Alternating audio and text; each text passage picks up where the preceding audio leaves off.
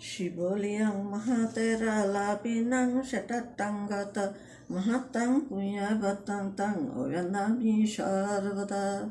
দ্বিতীয়াম্পি শিবলিয়াং মহাতেরালাপিনাং শটাট্টাঙ্গত মহাত্তাং পুণ্যবত্তাং তাং অভ্যন্দামি সর্বদা। তৃতীয়াম্পি শিবলিয়াং মহাতেরালাপিনাং শটাট্টাঙ্গত মহাত্তাং পুণ্যবত্তাং তাং অভ্যন্দামি সর্বদা। শিবলী ব্রত কথা। শূন্য শূন্য সর্বজনয় অপূর্ব কাহিনী, যাহা প্রচারিল মুখে প্রভু মহামণি। শিবলী চরিত কথায় অমৃত সমান, যাহার শ্রবণে নর লভে দিব্য জ্ঞান। শিবলীর গুণগাথা যে করে পঠন, হবে গ্রহ দোষ শান্তি অন্যতা না হন।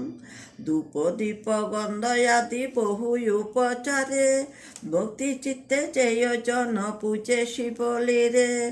অরহত সৃষ্টি বলে মহাতেজবান, মহাজ্ঞানী মহালাভী মহাপুণ্যবান। তাহার প্রভাবে দুঃখ রবে না কখন, শিবলীর ব্রত সদা যে করে পালন।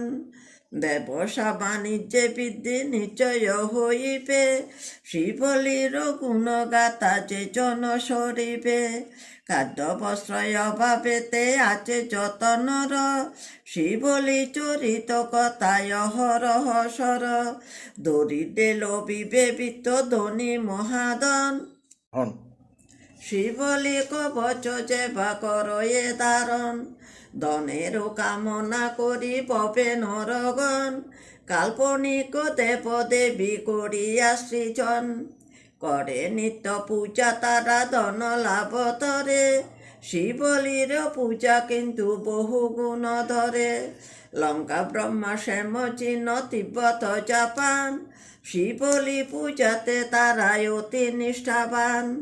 এসব দেশেতে যারা ধনী জমিদার, কিংবা ব্যবসাতে যারা আছে অনির্বাণ, তাদেরও গৃহেতে নিত্য শিবলীর পূজা।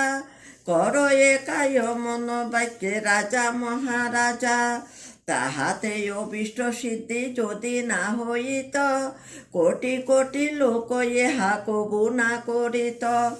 তাই বলি বঙ্গবাসী হিন্দু বৌদ্ধগণ, যতনে শিবলী ব্রত করয়া চরণ।